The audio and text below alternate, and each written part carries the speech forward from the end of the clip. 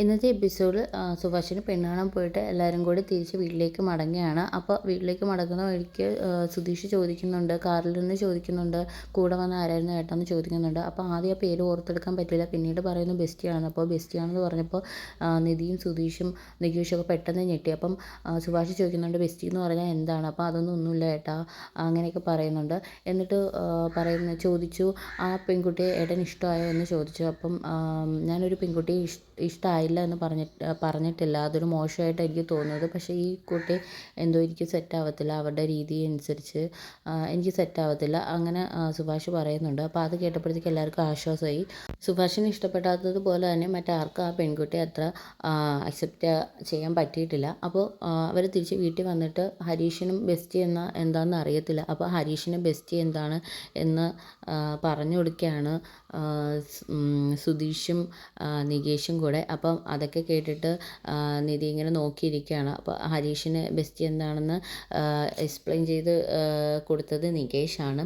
അപ്പോൾ അതൊക്കെ ഇങ്ങനെ സംസാരിച്ചുകൊണ്ടിരിക്കുന്നതിൻ്റെ ഇടയ്ക്കാണ് പെട്ടെന്ന് സുനന്ദ വരുന്നത്. അപ്പോൾ സുനന്ദ വരുന്നത് കണ്ടപ്പോഴത്തേക്ക് സുഭാഷ് കണ്ടപ്പോഴത്തേക്ക് പെട്ടെന്ന് ഷോക്കായിട്ട് നിൽക്കുകയാണ്. അപ്പം സുനന്ദ വരുന്നത് അറിഞ്ഞ് ബാക്കി എല്ലാവരും അത് സുനന്ദ വന്നത് കാണുന്നുണ്ട്. അങ്ങനെ എല്ലാവരും പെട്ടെന്ന് സുനന്ദയെ കണ്ടപ്പോൾ ഷോക്കായിരിക്കുകയാണ്. എല്ലാവർക്കും ദേഷ്യമുണ്ട്. അങ്ങനെ സുനന്ദ വന്നപ്പോഴത്തേക്ക് സുധീഷും നികേഷും ഹരീഷും നിധി എല്ലാവരും കൂടെ അങ്ങോട്ട് ചെന്ന് സുനന്ദയെ കണ്ടപ്പോഴത്തേക്ക് സുധീഷ് ചോദിച്ചു, നീ ഇപ്പോൾ എന്തിനാണ് ഇങ്ങോട്ട് വന്നത്? ആ രീതിയിൽ ചൂടായി സംസാരിച്ചു. അപ്പം നിധി അവരെ വഴക്ക് പറയുന്നുണ്ട്, നിങ്ങൾ പോ, ഞാൻ നോക്കിക്കോളാം, നിങ്ങളകത്ത് പൊക്കോ എന്നൊക്കെ പറയുന്നുണ്ട്. അപ്പോൾ സുഭാഷ് ഇങ്ങനെ കുറച്ച് നേരം നോക്കി നിന്നിട്ട്, എന്തിനാ വന്നത്? നീ ഇവിടെ വന്നതിൻ്റെ പ്രശ്നങ്ങൾ ഇവിടെ നടന്നത് കണ്ടില്ലേ? എൻ്റെ അനിയന്മാരെ പോലീസ് പിടിച്ചുകൊണ്ട് പോയി, വീട്ടിൽ എന്തെല്ലാം പ്രശ്നങ്ങളാണ്, അങ്ങനെയൊക്കെ സംസാരിച്ചുകൊണ്ട് നിൽക്കുകയായിരുന്നു. അപ്പോഴത്തേക്കാണ് സുഭാഷിൻ്റെ അച്ഛൻ ഭാസ്കരൻ വരുന്നത്. അപ്പോൾ ഭാസ്കരൻ വന്നത് കേട്ടപ്പോൾ എല്ലാവരും ഒന്ന് ഷോക്കായിട്ട് ഇങ്ങനെ തിരിഞ്ഞ് നോക്കുന്നുണ്ട്.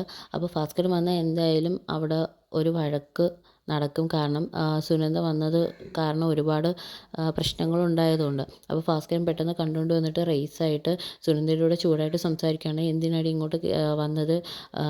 നീ കാരണം ഇവിടെ എന്തെല്ലാം പ്രശ്നങ്ങളുണ്ടായെന്നറിയാവോ? ആ രീതിയിലൊക്കെ ഭാസ്കരൻ ഭയങ്കര ചൂടായിട്ട് സംസാരിക്കുകയാണ്. അപ്പോൾ അത് നിധി എന്നും പറഞ്ഞ് തടയാൻ വരുന്നു. അപ്പോഴത്തേക്ക് ഭാസ്കരൻ പറയുന്നു, മോളുടെ കാര്യം നോക്കി, ഇത് ഞാൻ നോക്കിക്കോളാം, അങ്ങനെയൊക്കെ ഭാസ്കരൻ സംസാരിക്കുന്നുണ്ട്. അപ്പോൾ സുനന്ദയെ സുഭാഷിൻ്റെ മുമ്പ് വെച്ച് ഒരുപാട് വഴക്ക് പറയാണ് ഉണ്ടായത്.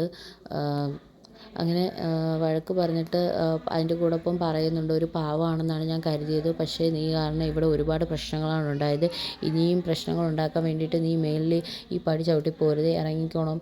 ആ രീതിയിൽ സുനന്ദയെ വഴക്ക് പറഞ്ഞിട്ട് സുനന്ദയെ ഇറക്കി വിടുകയാണ്. അപ്പം സുനന്ദ ഇറങ്ങിപ്പോയത് കണ്ടപ്പം സുഭാഷിന് വലിയ വിഷമമായി. അതിനുശേഷം സുധീഷും നിധിയും കൂടെ പുറത്തേക്ക് വന്നു. നിധിക്ക് കുറച്ച് കാര്യങ്ങൾ സംസാരിക്കാനുണ്ടെന്നും പറഞ്ഞ് സുധീഷുമായിട്ട് പുറത്ത് വരികയാണ്. എന്നിട്ട് നിധി ഒരു കാര്യം പ്ലാൻ ചെയ്യുകയാണ്.